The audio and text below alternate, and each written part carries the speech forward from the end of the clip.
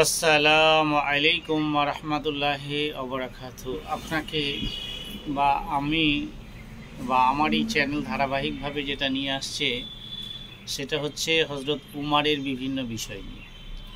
তো আজকে হযরত উমর রাদিয়াল্লাহু তাআলা আনহুর চারিত্রিক বিষয় নিয়ে কথা বলবো ইনশাআল্লাহ। তো তিনি কতটা কঠোর ছিলেন এবং কতটা নরম ছিলেন সেই বিষয়টা নিয়ে আপনার সামনে দু চারটে কথা বলে দেবো ইনশাআল্লাহ। প্রথম যেটা হচ্ছে হযরত উমর রাদিয়াল্লাহু তাআলা আনহু এমন একজন খলিফা ছিলেন, সেই খলিফার এত দাম বা এত প্রাধান্য আপনি নিজেও কল্পনা করতে পারবেন না। আপনি শয়তানের নাম শুনেছেন, আমিও শয়তানের নাম শুনেছি। শয়তান যে কোনো মানুষের রূপ ধারণ করতে পারে, চোখের পলক মারতে বিশ্বের এ প্রান্ত থেকে ও প্রান্ত তাকে যাওয়ার তৌফিক আল্লাহ তাবারক ওয়া তাআলা দান করেছে। শয়তান আপনার বিভিন্ন আকার আকৃতি প্রকৃতি তৎক্ষণাৎ আকৃতি নিয়ে নিতে পারে। হঠাৎ একটা শিয়াল দাঁড়িয়ে আছে, শিয়ালের আকৃতি নিয়ে নিতে পারে। হঠাৎ একটা বিড়াল দাঁড়িয়ে আছে, বিড়ালের আকৃতি নিয়ে নিতে পারে। হঠাৎ একটা মানুষ দাঁড়িয়ে আছে, মানুষের আকৃতি নিতে পারে। এই ক্ষমতা শয়তানকে আল্লাহ তাবারক ওয়া তাআলা দিয়েছে। কিন্তু আপনি ভাবুন যে আমার দ্বিতীয় খলিফা হযরত উমর রাদিয়াল্লাহু তাআলা আনহু যে রাস্তায় অবতরণ করতেন বা যে রাস্তা দিয়ে যাব ভাবতেন, যদি শয়তান অনুভব করতো যে রাস্তায় আজকে উমর রাদিয়াল্লাহু তাআলা আনহু আসবো, সেই নিয়ারে ভিজতেন না। তাহলে কি কঠোর পরিমাণে একজন লোক ছিলেন বা তিনার চারিত্রিক সৌন্দর্য বা কত বড় ছিল সেটা ভাবতে হবে। তো হযরত উমর রাদিয়াল্লাহু তাআলা আনহু ছিলেন মহৎ গুণাবলী বিভূষিত মহানবীর বাস্তব প্রতিছবি, একনিষ্ঠ আল্লাহ ভক্ত, ন্যায়পরায়ণতা, নির্লোভ, যার কোনো লোভ নেই, সংযমী, বিনয়ী, অরাম্বর খলিফা হযরত উমর রাদিয়াল্লাহু তাআলা ইসলামীর রাজনীতিতে আদর্শ, আপন জীবনে ও চরিত্রে সার্থকভাবে রূপায়িত হয়েছিল। কমলতা ও কঠোরতার ব্যাপারে যদি আপনার সামনে আমার প্রিয় খলিফা হযরত উমর রাদিয়াল্লাহু তাআলা আনহুর ব্যাপার নিয়ে আসি, আপনি অবাক হয়ে যাবেন।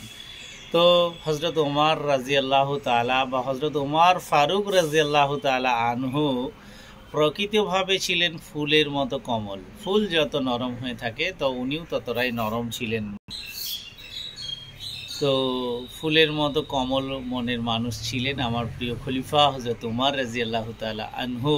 কিন্তু অন্যায় অবিচারের বিরুদ্ধে তিনি ছিলেন পাথরের চাইতেও কঠিন। পাথর তো কি, অত শক্ত পাথরের উপরেও যদি কিছু রইতো যে তার থেকেও বেশি কঠোর ছিলেন আমার প্রিয় খলিফা হযরত উমর রাদিয়াল্লাহু তাআলা আনহু।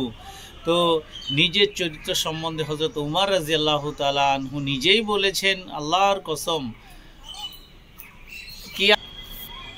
তিনি নিজেই কসম খেয়ে বলেছেন, আল্লাহর কসম, আমার অন্তর আল্লাহর ভয়ে যখন নরম হয় তখন পানির ফেনার চাইতেও বেশি নরম হয়ে যায়। পানির যে ভুলকি, ফোটা ফোটা ভুলকি, ওগুলো হাত দিলেই ফেটে যায়। তো আমার প্রিয় খলিফা হযরত উমর রাদিয়াল্লাহু তাআলা আনহু যে সেখানে এত এত এত কমলতা এসেছে যে হালকা দেখবেন বেলুনের কোনোভাবে একটু ফাটকা কিছু হলে ফেটে যায়। তো উনি এমনভাবে উদারতা ভাব দেখাতেন তা আপনি নিজেও কল্পনা করতে পারবেন না। তো আর আল্লাহ ইসলাম ও শরীয়তের বিধান রক্ষার্থে শক্ত কঠোর হয় তখন পাথরের চাইতেও বেশি শক্ত বা পাথরের থেকেও যদি বেশি কিছু শক্ত হওয়ার থাকে সেরকম শক্ত হয়ে পড়তেন আমারই প্রিয় খলিফা হযরত উমর রাদিয়াল্লাহু তাআলা আনহু। তিনি বলতেন, জুলুমের পর্যায়ে পৌঁছিও না, এমন কঠোরতা অবলম্বন করো না যা খিলাফতের কাজ যথাযথভাবে সম্পন্ন না হতে পারে। এ কথাগুলো তারই ছিল। এর ন্যায়পরায়ণতা কেমন ছিল সেই বিষয় নিয়ে আপনার সামনে দুটো একটা কথা বলে ইনশাআল্লাহ এখান থেকে বিদায় নেব। হযরত উমরের চরিত্র ছিল পক্ষপাতিত্ব, জনপোষণহীন নীতির ঊর্ধ্বে। তার আদেশেই তার পুত্র আবু শাহমাকে মদ্যপানের অপরাধে বেত্রাঘাত করা হয়েছিল। ন্যায়ের প্রতিমূর্তি ছিলেন বলেই তিনি খালিদের মতো মহাবীরের সেনাপতিকেও পদচ্যুত করতে আদৌ দ্বিধা করেননি। এই ছিল আমার প্রিয় খলিফা হযরত উমর রাদিয়াল্লাহু তাআলা আনহুর ন্যায়পরায়ণতা। আর কি বলবো, আজকে এখানে এই পর্যন্ত। আসসালামু আলাইকুম ওয়া রাহমাতুল্লাহি ওয়া বারাকাতুহু। আপনারা আমার জন্য দোয়া করবেন, আমিও আপনাদের জন্য দোয়া করব। আল্লাহ যেন সবাইকে সহিসম্মতভাবে ইমানি তাজমা নিয়ে বেঁচে থাকার তৌফিক দান করুন। আল্লাহুম্মা আমিন। আসসালামু আলাইকুম ওয়া রাহমাতুল্লাহি ওয়া বারাকাতুহু।